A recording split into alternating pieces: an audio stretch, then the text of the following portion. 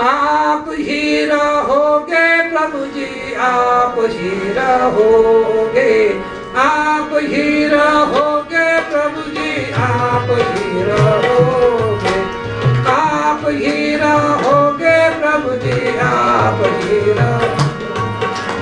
आप ही रहोगे प्रभु जी, आप ही रहोगे, आप ही रहोगे प्रभु जी, आप ही रहोगे, आप ही रहोगे प्रभु जी, आप ही रहोगे, मेरे मन मस्तिष्क आप ही रहोगे प्रभु जी, आप ही रहोगे प्रभु जी, आप ही रहोगे, आप ही रहोगे प्रभु जी, आप ही रहोगे प्रभु जी, आप ही रहोगे, आप ही रहोगे प्रभु जी, आप ही रहोगे, आप ही रहोगे प्रभु जी, आप ही आप ही रहोगे प्रभु जी, आप ही रहोगे, आप ही रहोगे प्रभु जी, आप ही रहोगे प्रभु जी, आप ही रहोगे, आप ही रहोगे प्रभु जी, आप ही रहोगे प्रभु जी, आप आचार विचार में आप ही रहोगे, मेरी वाणी और व्यवहार में आप ही रहोगे, आप ही रहोगे प्रभु जी, आप ही रहोगे, आप ही रहोगे प्रभु जी, आप ही रहोगे प्रभु जी, आप ही आप ही रहोगे प्रभु जी, आप ही मेरे वाणी और व्यवहार में आप ही रहोगे, मेरे वाणी और व्यवहार में आप ही रहोगे, आप ही रहोगे प्रभु जी, आप ही रहोगे प्रभु जी, आप ही रहोगे प्रभु जी, आप ही रहोगे प्रभु जी, आप मेरे आचार विचार प्रभु जी, आप ही रहोगे प्रभु जी, आप मेरे जप और तप में आप ही रहोगे, मेरे जप और तप में आप ही रहोगे, आप ही रहोगे प्रभु जी, आप ही रहोगे प्रभु जी, आप ही रहोगे, आप ही रहोगे प्रभु जी, आप प्रभु जी,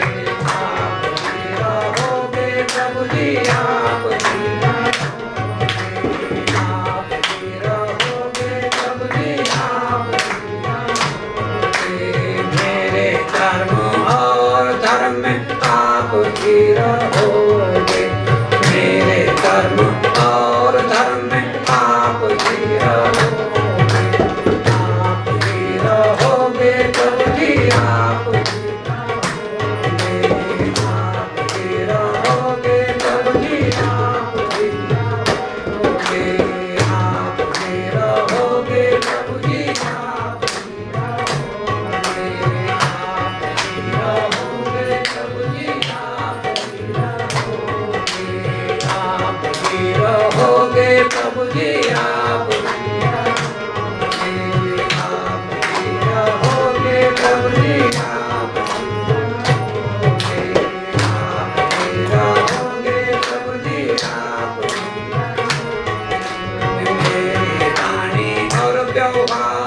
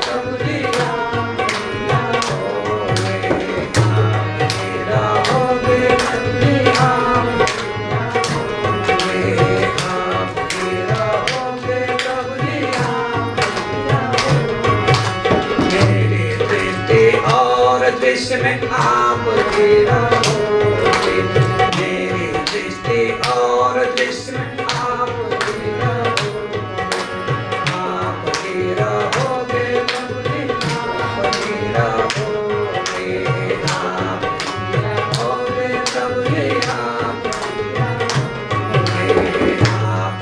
रहोगे प्रभु जी, आप ही रहोगे प्रभु जी, मेरे दृष्टि और दृश्य में आप ही रहोगे, मेरी दृष्टि और दृश्य में आप ही रहोगे प्रभु जी, आप ही रहोगे, आप ही रहोगे प्रभु जी, आप ही रहोगे, आप ही रहोगे प्रभु जी, आप ही रहोगे, आप ही रहोगे प्रभु जी, आप ही रहोगे, आप ही रहोगे प्रभु जी, आप ही रहोगे, आप ही रहोगे प्रभु जी, मेरे सुनने और सुनने में आप ही रहोगे, मेरे सुनने और बोलने में आप ही रहोगे, मेरे सुनने और बोलने में आप ही रहोगे प्रभु जी, आप ही रहोगे प्रभु जी, आप ही रहोगे प्रभु जी, आप ही रहोगे प्रभु जी, आप ही रहोगे,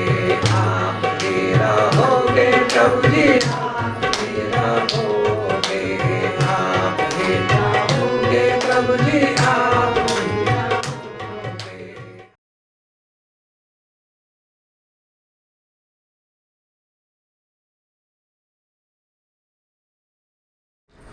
आप ही रहोगे प्रभु जी, आप ही रहोगे, आप ही रहोगे प्रभु जी, आप ही रहोगे, आप ही रहोगे प्रभु जी, आप ही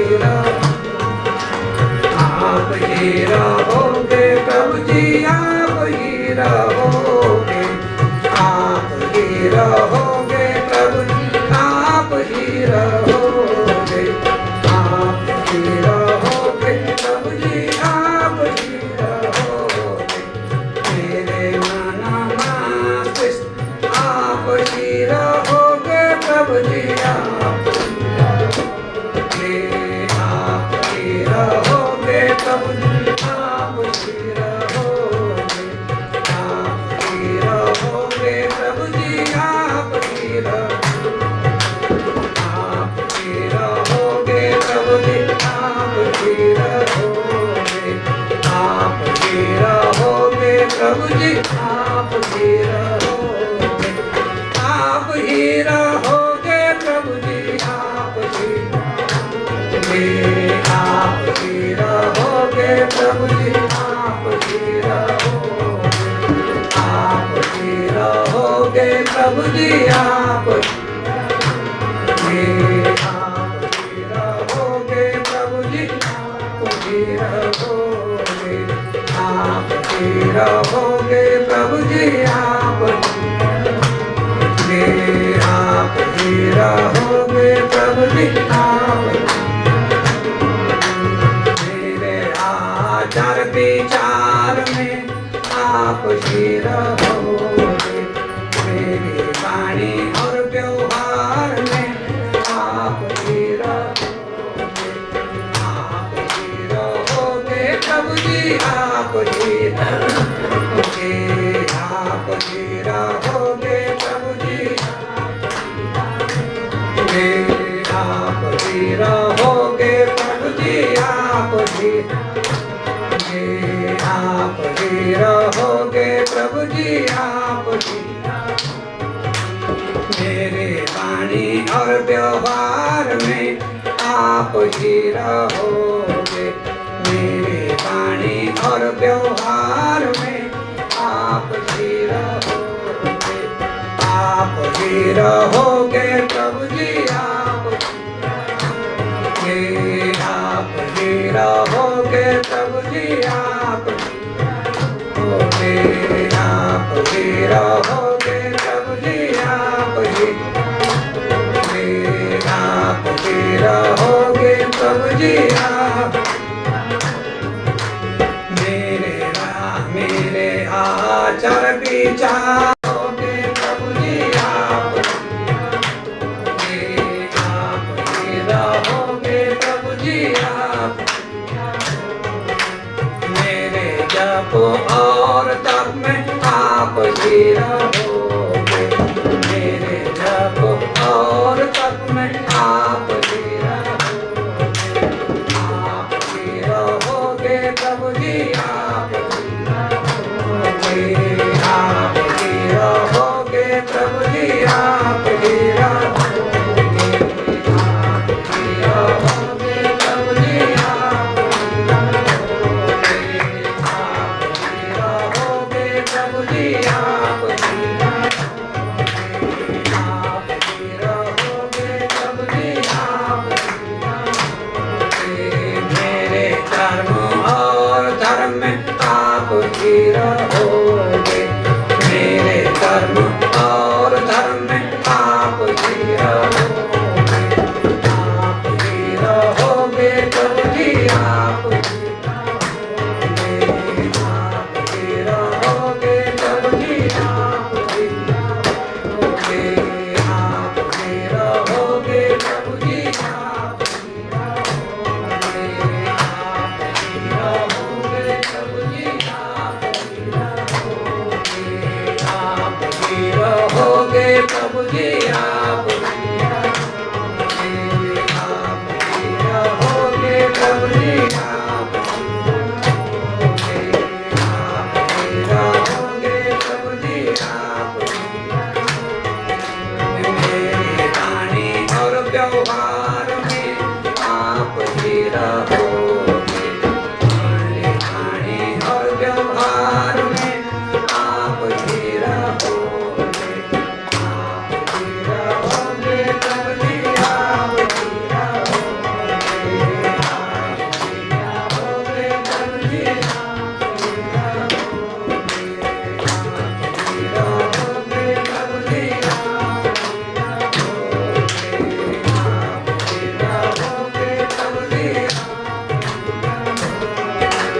मेरी आत्मा और मन में आप ही रहोगे मेरी आत्मा और मन में आप ही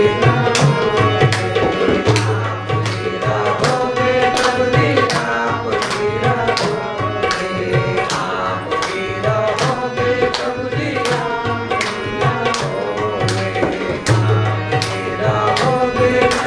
आप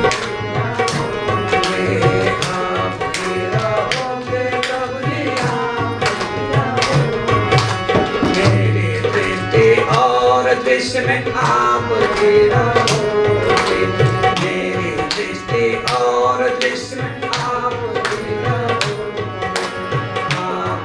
रहोगे प्रभु जी आप ही रहोगे प्रभु जी आप ही रहोगे प्रभु जी आप रहोगे प्रभु जी मेरे दृष्टि और दृश्य में आप ही रहोगे मेरी दृष्टि और दृश्य में आप ही रहोगे प्रभु जी आप ही रहोगे प्रभु जी आप ही रहोगे प्रभु जी आप ही रहोगे प्रभु जी आप ही रहोगे प्रभु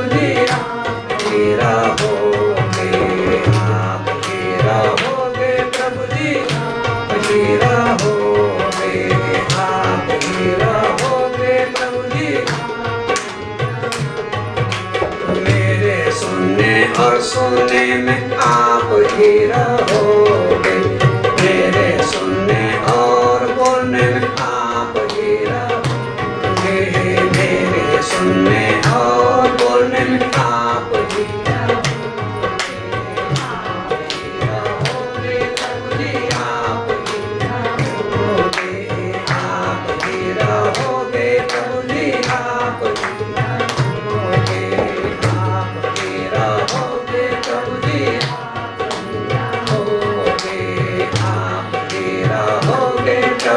आप ही रहोगे, आप ही रहोगे प्रभु जी, आप ही रहोगे, आप ही रहोगे प्रभु जी,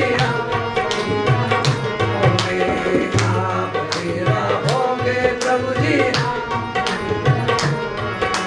मेरे चलने फिरने में आप ही रहोगे, मेरे चलने फिरने में आप ही रहोगे, आप ही रहोगे प्रभु जी, आप ही रहोगे, आप ही रहोगे प्रभु जी, आप ही रहोगे, आप ही रहोगे प्रभु जी, आप ही रहोगे। मेरे सोचने विचारने में आप ही रहोगे, मेरे सुनने विचारने में आप ही रहोगे, आप ही रहोगे प्रभु जी, आप ही रहोगे, आप ही रहोगे प्रभु जी, आप ही रहोगे, आप ही रहोगे प्रभु जी, आप ही रहोगे।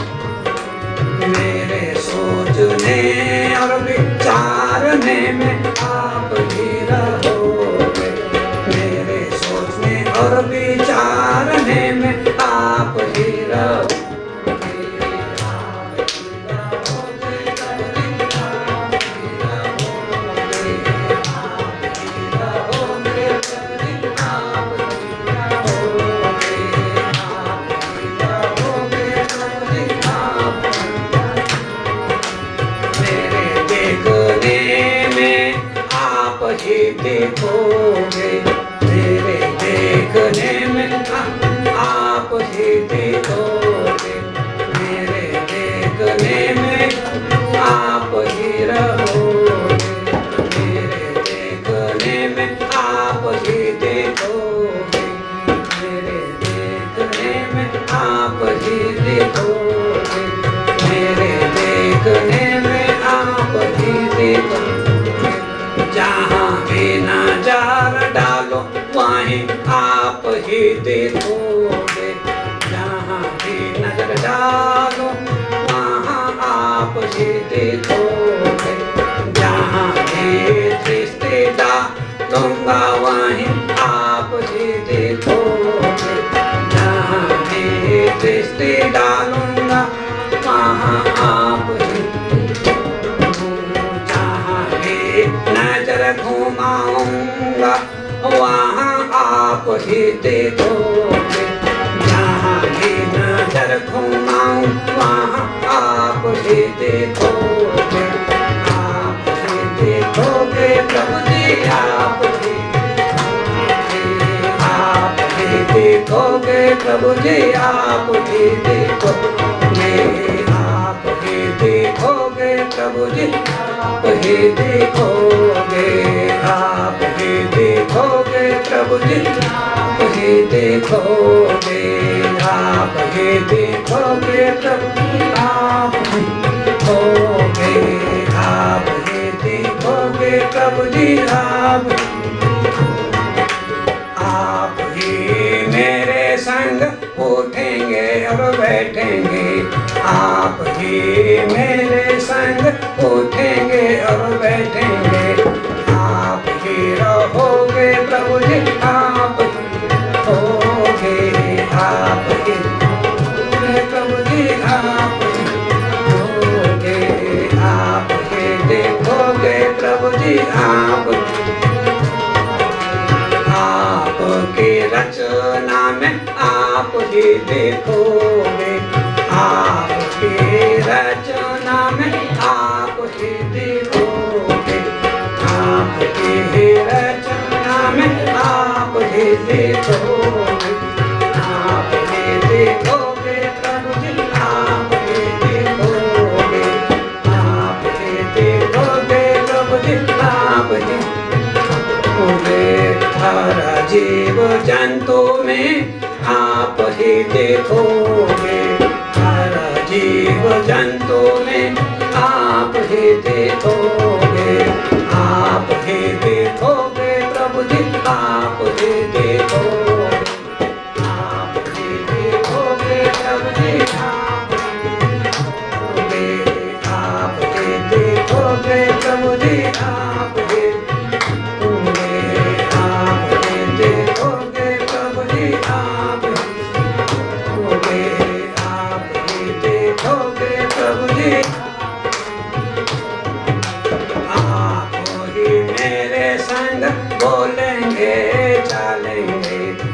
आप ही मेरे संग बोलेंगे चलेंगे, आप ही मेरे संग बोलेंगे चलेंगे, आप ही बोलेंगे आप ही चलेंगे, आप ही बोलेंगे आप ही चलेंगे, आप ही देखोगे प्रभु जी आप ही देखोगे, आप ही देखोगे प्रभु जी आप ही देखोगे, जरे जरे पलते पलते में आप ही देखोगे, जरे जरे पलते पलते में आप ही देखोगे, आप ही देखोगे प्रभु जी आप ही देखोगे, आप ही देखोगे प्रभु जी आप ही देखोगे, आप ही देखोगे प्रभु जी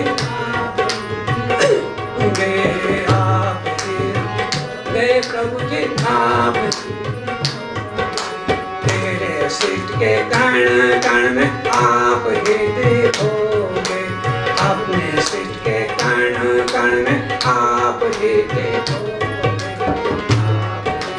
सीट के कण कण में आप ही देखोगे, सारे सीट के कण कण में आप ही देखोगे, सारे सीट के कण में आप ही देखोगे, सारी सृष्टि के कण कण में आप ही देखोगे, आप ही रहोगे प्रभु जी आप ही रहोगे, आप ही रहोगे प्रभु जी आप ही,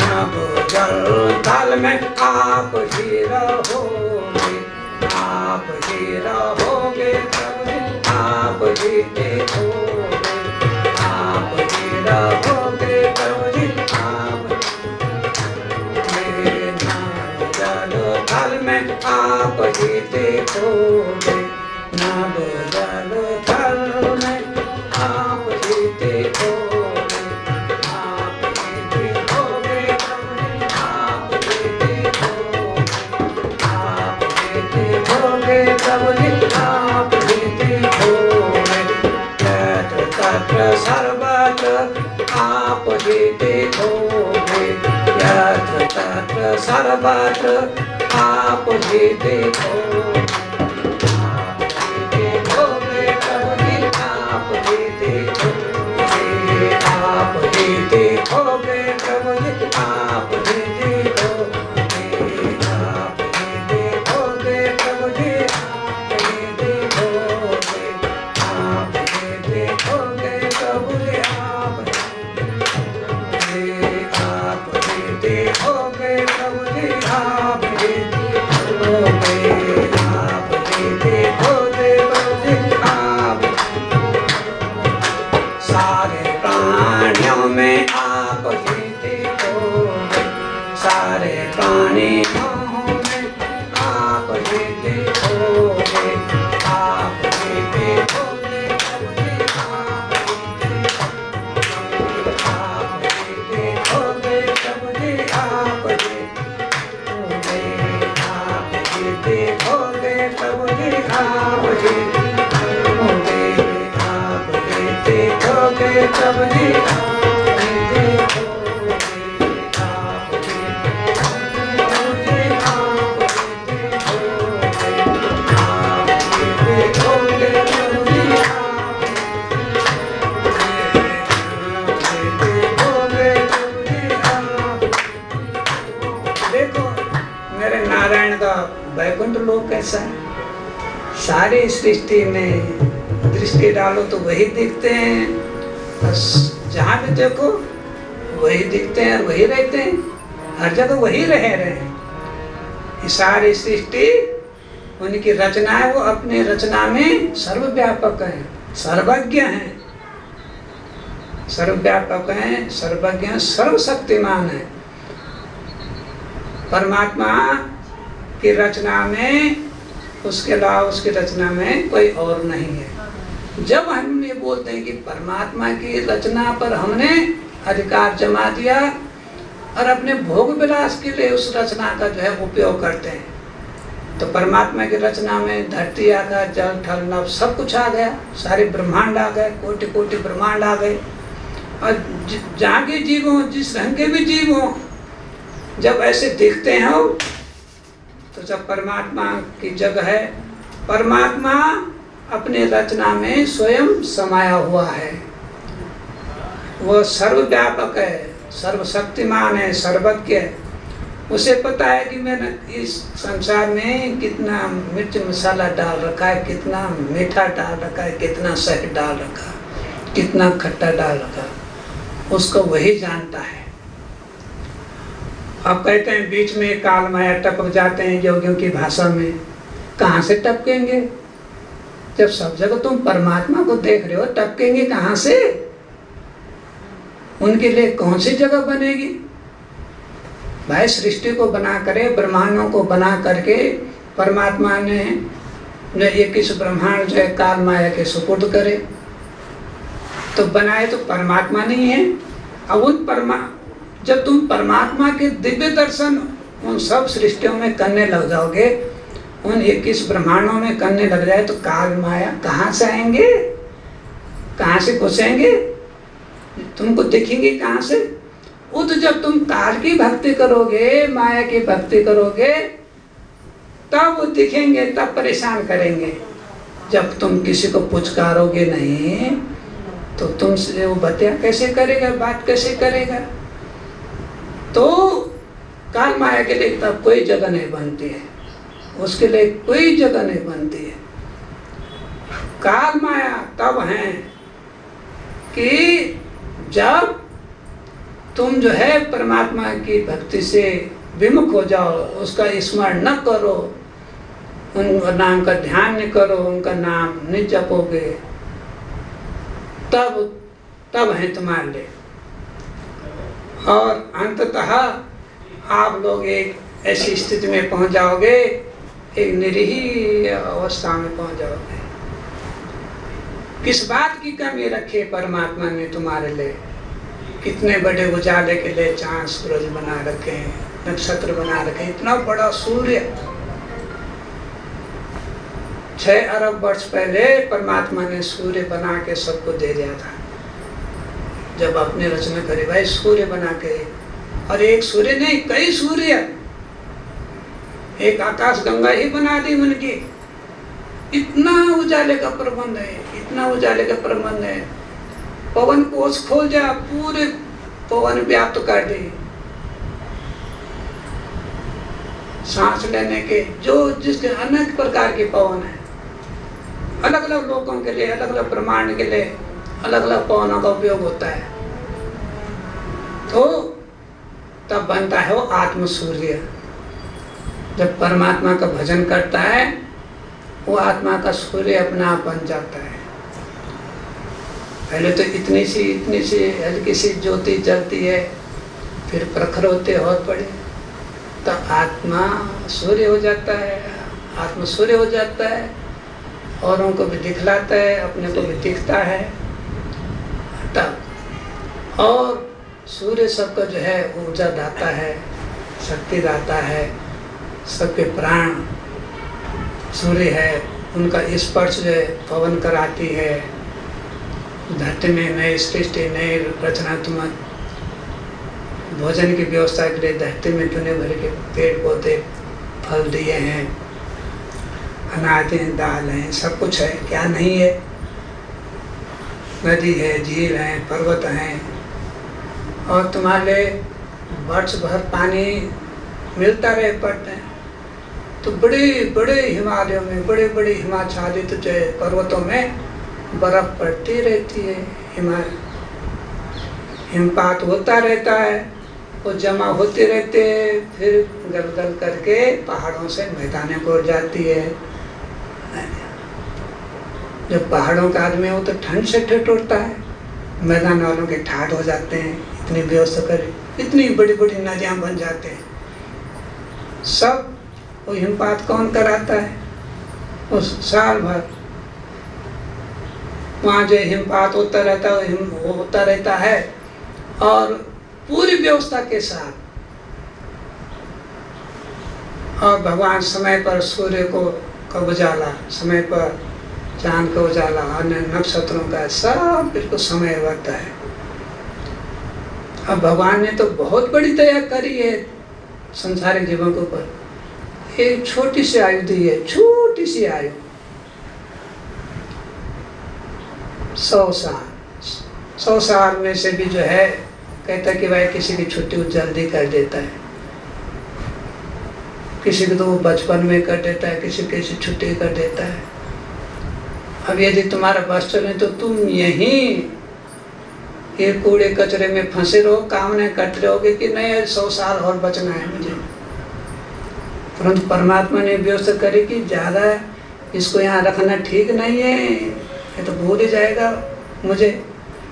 तो परमात्मा ने जो है एक झटका छोटा सा जा, चल भाई तुझे काया कुटे दी है, जिसकी परवरिश करना, अनाज खा करके, फल खा करके, दाल सब्जी खा करके, चावल खा के, जो कुछ भी है, कुछ पेय रस बनाए हैं, कुछ वैसे खाद्य बनाए हैं, उनको खा करके उनकी लिपाई पुताई करता रहता है। तो इसलिए परमात्मा जो है उसकी नहीं चलने देता है, वो अपनी तरफ से उसकी दया है, मेरी तो दया है परमात्मा की ओर से, तो दया है। नहीं तो सबके सब यहाँ लड़ने झगड़ने के लिए सैकड़ों वर्ष रह जाएं, हजारों वर्ष रह जाएं। अरे भाई क्या रस है उस लड़ने झगड़ने में, क्या रस है उसमें रोज टट्टी पेशाब करने से, रोज अन्न खाने में क्या है? तो क्या जरूरत है क्या उसमें? खाया शौच कर दिया, खाया शौच कर दिया, वो कहीं जमा भी नहीं होता, थोड़ा सा खून बनता है बस, इतना से मतलब का। तो इतना सा बूंद भर खून के लिए जो इतना खाना पड़ता है, बताओ, एक बूंद खून के लिए इतना खाना पड़ता है। साग सब्जी के ढेर लगा देते हैं बड़े बड़े पहलवान अपने सामने, ये भी खाएंगे वो भी खाएंगे। अब कुछ तो दूसरे का ही मांस खा करके मांस चढ़ाते हैं, बताओ, अपने पर नहीं छेड़ने देते। कोई कहेगा भाई मैं अपने शरीर पालन के लिए, मोटा ताजा बनने के लिए तुझे खाता हूँ। कोई तलवार लेके तुम्हारे सामने आ जाए कि जी तुम पोषक तत्व है हमारे लिए, मेरे शरीर में वृद्धि होगी, मैं तुझे मार के खाता हूँ, तेरा मांस खाता हूँ, तब देखो जरा। जब अपने पर बात आती है तब लड़ने बैठ जाए, एक झापड़ भी नहीं मारने देते, क्योंकि झापड़ मारने से तो खून नहीं निकलता। तो जैसे अन्य पशु के लिए कहते हैं, जानवर मुर्गा है खाने के लिए बनाए, जी हमारे शरीर की वृद्धि होगी, हम स्वस्थ बनेंगे। अच्छा तुम्हारे सामने आ जाए कोई कि भाई हमारे स्वास्थ्य अच्छा रहेगा, तुझे खा करके तुझे मारते हैं, तेरे मांस खा करके मेरे मांस वृद्धि होगी, हड्डियाँ भी मजबूत होंगी, तो क्या बीतेगी उस पर? तब कहते हैं कि परमात्मा कुछ नहीं सुन रहा, दुनिया में पता नहीं क्या क्या हो रहा है जो कभी सुना नहीं था। पहले तुम धर्म कर्म कर क्या रहे हो, कर क्या रहे हो तुम? हिरणों को, मुर्गों को और छोटे छोटे जानवरों, उनको तुम कह रहे हो कि खाने के लिए बनाए गए हैं, और तुमको जीने के लिए, वो मरने के लिए और तुमको जीने के लिए। तो दूसरे का मांस खा के अपने पर मांस चढ़ा रहे हैं। अजीब तर्क है, अजीब तर्क है, सारे संसार का अजीब तर्क है। दुकानें खोल दे मांस के, चलो जंगली शेर तो वाह वाह वो कितना खाए बेचारा, अब तो भर महीने भर रह जाता है मिर खा के। पर संसार में तो जगह जगह शहरों में, गांव में जो है दुकानें खुली हुई उसकी मांस बिक्री की। तो जब खुले आम है, सब कुछ है, भुगते समय तुम बोल रहे कि मेरे साथ ऐसा हो गया भाई, वैसा हो गया भाई, पता नहीं क्या हुआ, मैंने किसी का बुरा नहीं किया। जब पूछो उसके भी मुर्गा भी खाया था, हाँ खाया तो था, वो तो खाने के लिए। क्यों खाया था भाई? हिरण खाया था मार, क्यों खाया भाई? अब कह रहे मैंने कुछ नहीं किया, किसी का कुछ नहीं बिगाड़ा, दूसरे की जान ले ली, उसको अपने पेट में डाल दिया, पेट में थोड़ा सा दर्द हो गया तो आपने ले रो रहा कि दर्द हो गया। तो बड़ा अजीब तर्क है संसार का। भाई तुम्हें ले चलो, तुमको भूख दी भगवान ने तो तुम्हारे अनाज है, फल है, सब्जी है, दुनिया भर के अनाज है, खाद्य अनाज है और फल भी दिए हैं, तो ये एक अलग व्यवस्था की है जिसमें ये माना गया कि जीव हत्या नहीं है। तो भगवान शंकर को जो है उद्भिज सृष्टि उत्पन्न करने के लिए कहा गया। भाई इनको खाने को कुछ चाहिए, क्या करोगे? विष्णु भगवान ने कहा भाई तुमने वो पालन पोषण करने के लिए तो बोल दिया, परंतु किस चीज से मानना भी किसी को नहीं है। तो अंत में ये निर्णय लिया गया, भगवान शंकर के सुपुर्द एक काम किया गया कि कुछ इनकी खाने पीने की व्यवस्था, तो उन्हें उद्भिज सृष्टि, पेड़ पौधे जो धरती में बीज बो करके उत्पन्न होते हैं, उनको जो है भगवान ने जो है आज्ञा दी है अपनी व्यवस्था के अंदर। और जो पिंडज सृष्टि है, तो पिंडज सृष्टि जो है ब्रह्मा जी की है, पिंड उसने बनाया है, पिंड सृष्टि तो पिंड के द्वारा उत्पन्न होते हैं। अंडज सृष्टि जो है माता दुर्गा ने बनाई है, तो माता दुर्गा ने जो अंडज सृष्टि बनाए, जो अंडों के द्वारा प्रकट होते हैं, तो उनको खाओगे? माता दुर्गा के बच्चों को खाओगे? या पिंडज सृष्टि जो देहधारी जो जीव हैं, तो तुम ब्रह्मा जी की जो है सृष्टि को खाओगे, उनके बच्चों को खाओगे? ऐसा क्यों कर रहे हो? तब प्रलय करने कहा, जो कार्य जो है वो सृष्टि को जो है वो निवृत्त करने के लिए जो है भगवान शंकर है, तो उनको लो भाई किस आधार पर तुम जो है तय करोगे? तो शरीर में तो इतनी शक्ति आएगी, तो उनके अनाजों की व्यवस्था, पहले तो फलों से लदी हुई सृष्टि बनाए, फूल पत्ते पौधे बनाए और कुछ फल भी बनाए, तो खेती करने की आवश्यकता नहीं थी। ये फिर अपने आप इन्होंने जो है एक उद्यम प्रारंभ किया, क्योंकि तब सब जिसको घास खानी है वन में घास खा रहा है, जिसको फल खाने फल भी खा रहा था, सृष्टि लदी हुई थी, पूरी पेड़ पौधों से लदी हुई थी, फलों से लदी हुई थी। फिर उन जंगलों के काट काट के उसमें जड़ी बूटी खा जाता था कि कई दिन तक भूख नहीं लगती थी।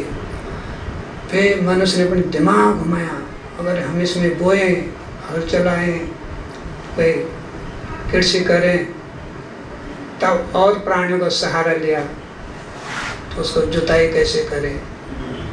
तो पहले जो है गौ माता के बछड़े काम आए, बैल जिसको थे, तो किया, पर अपने लिए परेशानी खड़ी की। वैसे रहते, आराम से रहते, और उनसे आयु भी ज़्यादा होती थी। जो जंगली जड़ी बूटी खा करके उनसे जो आयु खूब होती थी, रोग नहीं होते थे। उसमें जो है मिश्रित होती थी जड़ी बूटी, सब औषधियाँ भी, तो सब खाते थे।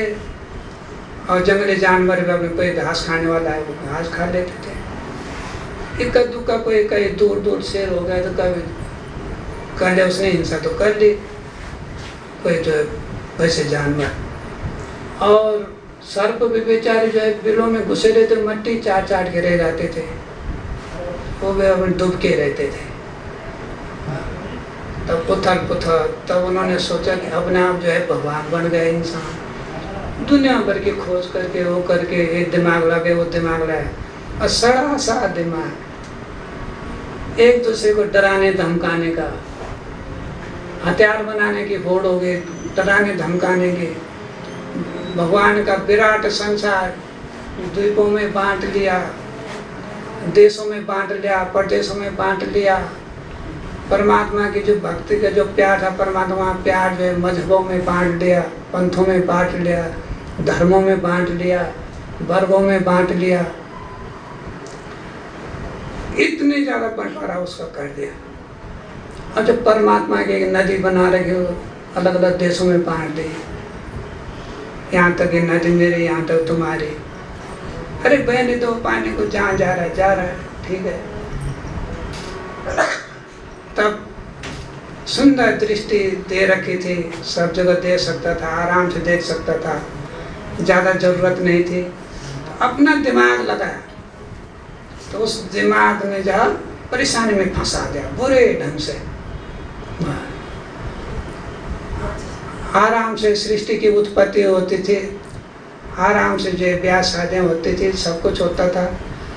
अब इतना जो है खर्चीला धंधा बना दिया और ब्याह शादी करना जो है मुश्किल हो जाता है संसार के लोगों के लिए। तो यदि परमात्मा से जुड़े होते, अब परमात्मा की सृष्टि जैसी थी वैसे ही उसको रहने देते प्राकृतिक व्यवस्था को, तब ये दिक्कत नहीं आती। अब देखो कितनी बड़ी बड़ी बातें, कितनी बड़ी बड़ी रोना चिल्लाना संसार का, अन्याय हो गया, अन्याय हुआ। जब कोई किसी पशु पक्षी को भक्षण करता है, मुर्गे को खाता है, हिरण को खाता है, बकरे को खाता है, बकरों मारने की तो जो दुकानें खोल रखी हैं कसाईयों की, तब किस बात कैसे पुकारोगे परमात्मा को? कैसे पुकारोगे? क्या अधिकार है तुम्हारा पुकारने का? कोई अधिकार नहीं है। पुकार परमात्मा सुनते थे, सुनते हैं, पर पुकारोगे कैसे? दूसरे को तुमने भक्षण कर लिया, उसका जीवन था। देखो कितना। अब देखो जैसे बकरियां है, बकरी है, बहुत बड़ी बड़ी जो बीमारियां हैं उनमें बकरी का दूध काम आता है।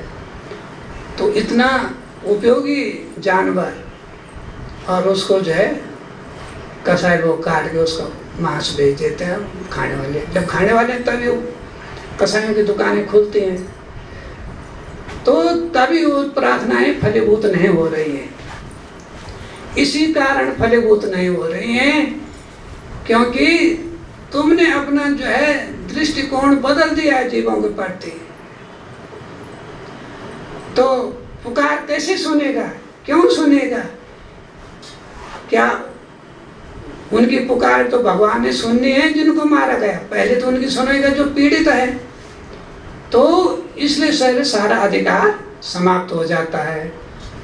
तब चिल्लाते रहो भगवान के आगे, भगवान की मूर्ति के सामने चिल्लाते रहो, पूजा पाठ करते रहो, क्यों सुनेगा? वो नहीं सुनेगा क्योंकि उसे पता है इसने कितने ही बकरे खाए, बकरियों की जान ली, कितने मुर्गे खाए, कितने हिरण खाए, क्या क्या नहीं किया, मांस मदिरा का प्रयोग न जाने कितने के आत्मा को दुखित किया, किसी को जो अंड बंड बक दिया, पता नहीं क्या क्या बोल दिया, किसी को गाली गलौज कर दी, वाणी का भी सदुपयोग नहीं किया। वाणी में मेरा भजन करता, मेरा मन से मेरा मनन करता, आत्मा में मेरे विचार करता, शरीर में जो है मेरे जो है लेप लगाता भजन का, वाणी में जो है भजन गाता, अंतरात्मा में ध्यान करता, तब सुनी जाती ना बातचीत। धंधा ही खोल दिया प्राणी संहार का, पाप का धंधा खोल दिया। वो एक बहुत बड़ा जो है जरिया बन गया, स्रोत बन गया वो आर्थिक स्थिति का, आर्थिक सुधार। अब मछलियां तो बेचारी इनके जो है खेतों को छूती भी नहीं, बेचारे जल में रहती हैं, उनको वहां जा जा करके नाव ले जा कर पकड़ के लाते हैं, उनको भी हमें खाएंगे जी, मछली का भी व्यापार करेंगे। पानी में बेचारे किसी का कुछ नहीं बिगाड़ती हो, समुद्र का पानी पी रहे हैं, कोई नदी का पानी पी रहे हैं, भगवान के दिए हुए पानी में अपना जीवन बिता रहे हैं बेचारे। वहां जाएंगे नाव ले ले करके, जाल डालेंगे, लाएंगे, तो ये पूरा जो है मछली पकड़ने का जो है मछली मारने के मत्स्य जो है विभाग चला देंगे। तो किसकी सुनेंगे भाई? तब प्रकृति को भी गुस्सा आएगा, आंधी चलेगा, तूफान चलेगा, ये होगा सो होगा, तुम्हारे बनाए जितने बड़े बड़े महल हैं सारे पानी में डूब जाएंगे, सारे हवा में उड़ जाएंगे। तब ऐसा उत्पात होगा। प्रकृति भी सोचेगी क्या कर रहे भाई, ये कितना निष्ठुर है ये लोग, इनको मछली को पानी तुम दे रहे हैं, ये तो बेचारे पानी पी के रह जाते हैं, तो उनको भी जो है नावें ले जा करके मार देते हैं। बहुत बुरी हालत है। बोलना आसान है कि परमात्मा सुनो मेरी, सुनो। कैसे सुने भाई? अच्छा तूने पीठ फेरी मेरी तरफ, मेरी भी पीठ फेरी हुई तेरी तरफ। जैसे को तैसे जो पुकारने का अधिकार नहीं, प्रार्थना का अधिकार नहीं है। प्रार्थना का अधिकार तब मिलता है, पुकारने का अधिकार तब मिलता है जब तुम अपना हित, जिसमें अपना हित समझो तो दूसरा का अहित भी वही है। जो पीड़ा तुम्हें है वो दूसरे को भी वही पीड़ा है। तो जैसा हित तुम अपना सोचते हो वैसे दूसरे का हित भी सोचो। जो सुख तुम अपने को अर्जित करना चाहते हो दूसरे को वो सुख दो, तो तब बात है। परमात्मा के बनाए हुए जीव, परमात्मा की सब बात, तो ऐसा कोई भाव जब बनता है सृष्टि में, तब परमात्मा उस बात को सुनेंगे। और परमात्मा का सुनने का मतलब सारी समस्याओं का जो है निराकरण, सबका समाधान। इस कारण बोला जाता है, इस कारण बोला जाता है, समझा जाता है, विचार किया जाता है, हे परमात्मा तेरे अलावा और कोई नहीं, हे ईश्वर तेरे अलावा और कोई सत्य नहीं है, हे राम परात्पर ब्रह्म राम, तुम ही रोम रोम के वासी हो और तुम ही अविनाशी हो, तेरे अलावा और कोई सत्य नहीं है। तब ये शब्द तब कहे जाते हैं। अरे शब्द बड़े मार्मिक है, बड़े आर्मिक हैं और बड़े धार्मिक हैं, बड़े रस है इनमें। और संसार जब इन बातों को ढंग से नहीं लेता है तब वो इधर उधर तितर बितर हो जाता है, उसकी बुद्धि तितर बितर हो जाती है। जब तितर बितर होती है तो उभरने में बहुत समय लगता है, जन्मों लग जाते हैं, जन्मों ही लग जाते हैं, जन्मों लग जाते हैं। तो इस कारण जो है परमात्मा का भजन किया जाता है, ईश्वर का भजन किया जाता है। और जितने भी नाम परमात्मा के हैं सभी सत्य हैं, किसी में कोई कमी नहीं है। अब देखो माया कैसे कैसे तपस्या में कैसे कैसे व्यवधान आते थे। एक सौभर ऋषि थे, सौभर ऋषि थे, उसमें उन्होंने एक मत्स्य राज को अपनी मछलियों के साथ मतलब जो है संयोग में देख लिया। जब संयोग में देख लिया तो सौभरी ऋषि में के तप में थोड़ी सी कमी रही होगी। माया ने उसके दिमाग में डाला कि जो सुख प्राप्त इन मछलियों से इस मत्स्य राज को हो रहा, वो सुख प्राप्त तुझे भी ब्याह शादी करके मिल सकता है। हाँ, उसने कहा भाई अब तक तो मेरे शरीर जो है अपना बर्बाद किया है, ये क्या तपस्या में। माया ने दिमाग फेर दिया। जब माया ने उसका दिमाग फेर दिया, माया का डंडा चला, माया की मोहनी चली, तब वो जो है चला इस खोज में तपस्या से उठ करके, क्योंकि नदी के किनारे वो तप करता था, नदी के जल वो नहाता था।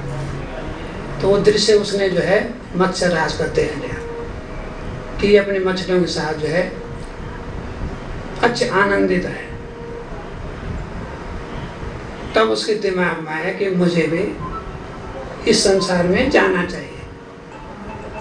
तो जब उसके दिमाग में आया तो सीधे जो है राजा मंधाता से उसने वो रखा, अपने विचार रखे कि भाई मुझे एक लड़की दे दो, तुम्हारी 50 लड़की हैं, तो एक लड़की मुझे दे दो, अपना जीवन निर्वाह जो है आनंद पूर्वक रहूंगा, आगे सृष्टि को भी बढ़ाऊंगा।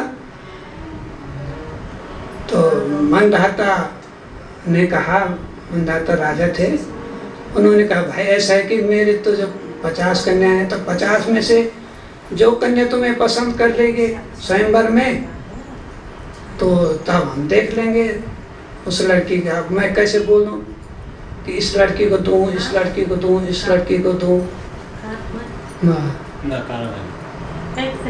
तो तब जो है उसके दिमाग में आया, तो उसने कहा भाई ऐसा करते हैं, स्वयंवर रचते हैं। मनधाता राजा ने कहा स्वयंवर रचते हैं और सौभद्र शिव तुम उस स्वयंवर में आ जाना। तो उसकी जो सिद्धि थी, सुंदर यौवन रूप, सुंदर रूप धारण करके और अपनी सिद्धि के बल पर उसने अपने जो है जितने जो है उसके खरोंचे थी चेहरे पर सब कुछ ठीक ठाक कर लिया, झुर्रियाँ थी सब ठीक कर ली। शक्तिशाली सौभरी ऋषि, तो वो वहाँ चल दिया सुंदर रूपवान बन के, युवा बन के वहाँ स्वयंवर में चल दिया राजा मनधाता के यहाँ। तो राजा मनधाता ने से मेरे घर देखो भाई लड़कियों, ये सौभरी ऋषि हैं, तुम में से जिस कन्या को जो है ये पसंद है तो वो इसके गले में जयमाला डाल के मैं उसकी शादी इसके साथ कर दूँ। तो जब 50 कन्या जो है वहाँ पर आए, उन्होंने देखा ये तो बहुत बड़े, उसने ये तो मेरा ही मालिक होना चाहिए, दूसरे ये तो मेरा मालिक होना चाहिए, ये तो मेरा मालिक होना चाहिए। तो वो बहनें आपस में कलह करने लगे। तो उन्होंने कहा भाई ये तो सब चाहती हैं, सौभरी ऋषि सब चाहते हैं। अरे मैं तो एक ले कहा था, अरे तो ये तो सभी बोल रही है। तब जो है उसने कहा अच्छा तो ठीक है, सभी को ले जाता हूँ मैं।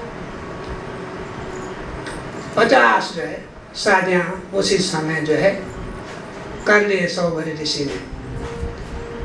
और बहुत समय से जो है वो गृहस्थ का जो है आनंद लेता रहा, सेवा शुश्रूषा खूब। एक बार ऐसा हुआ उसे अचानक कहीं से ज्ञान उपजा उसके मन में और उसने कुछ और घटनाएं देखी। उसने कहा भाई अरे यार ये तो गलत हो गया भाई, ये तो ऋषिराज तुमने गलत कर दिया, इसको तो कहीं अंत ही नहीं हो रहा। तप करके तो मैं उब भी रहा था, इससे तो उब भी नहीं रहा। अरे ये तो अब जो है फंदा बन गया है। तो उसने जो है कई प्रकार की घटनाएं देखे, संसार में करके देखे, उन्हें क्या ये सब कुछ मर रहा है। तो उस समय वो बिल्कुल ऐसे जीवन में आ गया था, ऋषि से एक जो है उसका लंपट जीवन हो गया। तो यारी दोस्ती की बातें ज़्यादा करने लग गया। इसी भाषा में उसने जो है विचार किया, जबकि वो ऋषियों के शब्द होते नहीं हैं।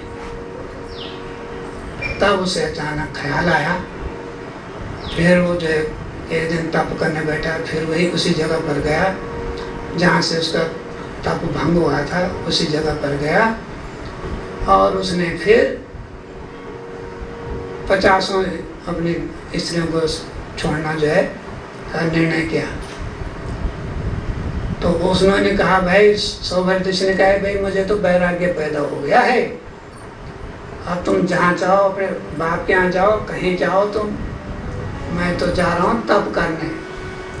और तप करते करते वहीं जो है मैं अपने तपो अग्नि से अपने शरीर को जला दूंगा। उसने बेचारे ने जब तक तप किया उसके बाद उसने अपना शरीर जो है त्याग दिया। अब वो 50 की 50 जो है स्त्रियां थी, मनधाता की जो कन्याएं थी, उन्होंने भी सोचा भाई हमारा तो कोई और दूसरा वर ही नहीं था, तो जब ये भस्म हो रहा है अपनी योग अग्नि में, तो हमें तो इसी की पत्नी रही हैं, हम भी तो उस शक्ति का आह्वान करें, तो हम भी इसी के साथ सती हो जाएं। तो सारी 50 की 50 जो है स्त्रियां जो है सौभरी ऋषि के अग्नि का आह्वान करके, योग अग्नि आह्वान करके वहीं पर भस्मीभूत हो गए। तो माया का इतना बड़ा रंगा है, तपस्या करते करते सफल नहीं हो पाते। हजारों वर्ष का तप करके पराशर ऋषि आए, अब पड़ गई एक मछुआरे की कन्या को देख करके मोहित हो गए। ये सब माया का कमी तप में होती है, तब ये बात आती है। तो पराशर ऋषि ने भी जो है, तो ऋषि का तेज था, किसी ढंग से मछुआरे की कन्या के साथ जो है क्षणिक विवाह किया, और क्षणिक विवाह करने के पश्चात जो है पराशर ऋषि का पुत्र जो है व्यास हो गए। पर इस शर्त के साथ पराशर ऋषि से वचन लिया कि तुम मोहित हो गए, परंतु एक तो किसी को पता नहीं लगना चाहिए, किसी को देखना चाहिए। उसने चारों तरफ कोहरा पैदा किया, नीचे भी जो है जल में नहीं दिखना चाहिए, नीचे भी ठीक ठाक कर दिया, आवरण पैदा कर दिया। और सबसे बड़ी बात यह है कि मेरा कौमार पुनः वापस लौटना चाहिए। मैं तेरे जोगी के भरोसे थोड़ी रहूंगी, तू तो चला जाएगा, तेरे ज्ञान में आएगा, वैराग्य हो जाएगा, चला जाएगा। मेरा कौमार है, मैं कहीं दूसरी जगह शादी जो करूंगी, मुझ पर ही कलंक न लगे। तो पराशर ऋषि ने कहा हाँ ठीक है, तेरा कौमार वापस हो जाएगा। तो उनका जैसे ही पराशर ऋषि का पुत्र जो है उसने जन्म लिया व्यास ने, उसके पश्चात उसका कौमार वापस हो गया। और वही उसने कहा वही जो है मछुआरे की जो कन्या है, फिर उसके चक्कर में जो है शांतनु राजा भी आ जाते हैं। शांतनु राजा भी उसी में हो जाते हैं। तो कौमार है उसका नहीं हटा, तो शांतनु राजा भी जो उसी के चक्कर में जाते हैं।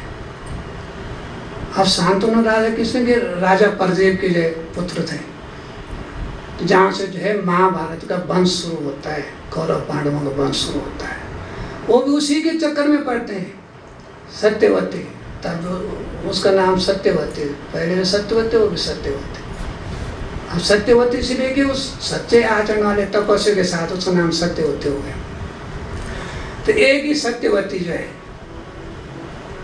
पराशर ऋषि की जो क्षणिक पत्नी भी बनी, और शांतनु की जो है राजा की भी पत्नी बनी। तब उनका जो है वंश चला।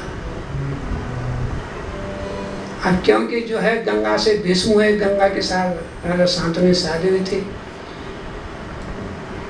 तो पहले शादी गंगा से, तो गंगा ने कहा था उनसे कि भाई ठीक है, मैं तेरे साथ किसी श्राप के कारण जो शादी हो रही मेरी, मैं तो गंगा हूँ देवताओं की माता भी हूँ।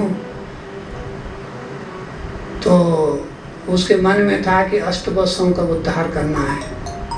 वो श्रापित थे कि भाई देखो मेरे संतान होगी, तेरे से जो भी संतान होगी उसको मैं चाहे जो कुछ भी करूँ, तो ऐसा मत बोलना ऐसा क्यों कर रही है, उसके विषय में कुछ। तो उसकी संतान होती थी गंगा की, तो वो नदी में प्रवाहित कर देते थे, प्रवाहित कर देते थे। जब 7 बार ऐसा हो गया, अष्टवसु जब जन्म लिए भीष्म, तो उन्हें वो पूछने भाई क्या कर रही तू? तो चली गए अपने वचन के अनुसार, भाई मैं फिर छोड़ दूंगी तुझे। वो चली गए अपने। तो अष्टवसु में से 8वां वसु जो है वो भीष्म हुआ।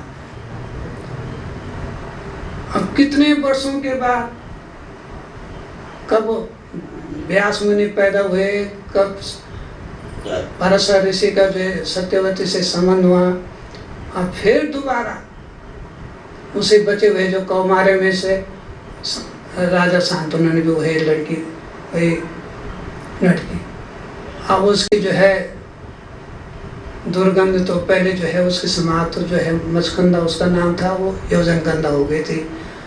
पराशर ऋषि ने कहा मुझ पर जो है मच्छों की बदबू न चले, तो मचकंदा थे वो, मच की गंधा चले मचगंधा, तो वो हो गई योजनगंधा। योजन था, उसकी सुगंध चढ़ती थी। ये पराशर ऋषि ने जो है उसके कौमारे के और उसकी गंध हटाने की व्यवस्था करी थी। तब तो और भी अच्छे हो गए थे। तब भीष्म कितना बड़ा हो गया था, समझदार हो गया था। तो तब फिर उसको वही रोग लगे। राजा शांतनु जो वो शिकार खेलने गया और वही नदी के किनारे फिर वो उसको देख लिया, सत्यवती को, गंध उसके आ ही रही थी। तो उसने भाई इस लड़की को मुझे दे दे। गंगा तो चली गई थे, उनके दे देंगे भाई। राजा की शादी हो रही, इससे बड़ी अच्छी बात क्या हो सकती, पर उन्होंने शर्तें रख दी कि जो राजा होगा वो इसी का पुत्र होगा, आगे जो राजगद्दी पर बैठेगा। तो उसने कहा भाई मेरा बड़ा लड़का तो भीष्म में, बड़ा पुत्र भीष्म है, तो भाई ऐसा नहीं हो सकता। तो जब ऐसा नहीं हो सकता है तो क्या करें, तब भीष्म को पता लगा। अरे उसने कहा भाई मैं गद्दी पर बैठूंगा, मैं शादी नहीं करूंगा, विवाह ही नहीं रचाऊंगा। तब वो भीष्म ने शादी कराई अपने पिता की।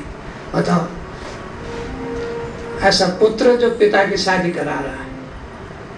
राजा शांतनु ने कहा भाई चलो तुझे इच्छा मृत्यु का जो है वरदान देता हूँ, तेरी जब इच्छा होगी तब मरेगा तू, बिना अपनी इच्छा के तू नहीं मरेगा, बिना अपनी इच्छा के तेरे मरण नहीं होगा। तो उस समय के प्रतापी राजा होते थे, माया के कारण फंदे में भले फंस गए पर होते सच्चे थे, ईमानदार होते थे, इतनी शक्ति उनके वचनों में थी, उसने भी पुत्र को वरदान दे दिया। तो उसी सत्यवती से फिर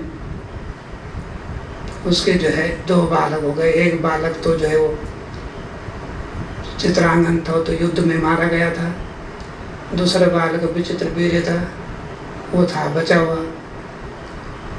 तब उसी की संतान आगे से पांडवों की चलती, वो भी व्यास ऋषि के बीच में उनकी मदद करने के बाद। तो समझाने का अभिप्राय है कि माया का विकार तभी आएगा जब तुम अपने में जो है ईश्वर भक्ति छोड़ करके, सत्य को छोड़ करके विकार पैदा करोगे, चाहे थोड़ी देर के लिए, चाहे हल्का फुल्का। क्योंकि जब हम परमात्मा के हैं तो शुद्ध रूप में परमात्मा के ही रहें और किसी के ना होए। जैसे हनुमान की राम भक्ति अनन्य भक्ति है, दूसरे के लिए स्थान नहीं है वहां, तो वैसे ही आत्मा की भक्ति परमात्मा के लिए, क्योंकि परमात्मा से सारा निश्रित संसार है। तो जब ये बात बताई जाती है, इसलिए हरि भजन करने की बात कही जाती है कि परमात्मा का भजन करो, हरि का भजन किया करो। देखो तुम्हारी कोई भी समस्या है तो संसारिक विचारों में उसका समाधान नहीं है, उसका समाधान जो सच्चा समाधान है परमात्मा के भजन में है, हरि के भजन में है। इस कारण जो है आप लोग क्या करो, हरि का भजन किया करो, हरि का भजन किया करो। तो जब हरि का भजन करोगे, उसका स्मरण करोगे, तो उसकी शक्ति तुम में जो है फैलेगी, उत्पन्न होगी। उस शक्ति से तुम्हारे आत्मा में उजाला होगा, तुम्हें सब कुछ भला बुरा नजर आएगा, गलत सही नजर आएगा, सत्य असत्य नजर आएगा, धर्म अधर्म नजर आएगा, पाप पुण्य नजर आएगा। अतः उसमें छांटना आ जाएगा, धर्म छांटना है, सत्य छांटना है, सत्कर्म छांटना है, और इसी प्रकार से पुण्य छांटना है और को छोड़ देना है। तो ये सब बातें स्वतः ही आ जाती हैं हरि का भजन कर रहे। तो इसलिए साधु संतों महात्माओं ने कहा है, सबके लिए कहा है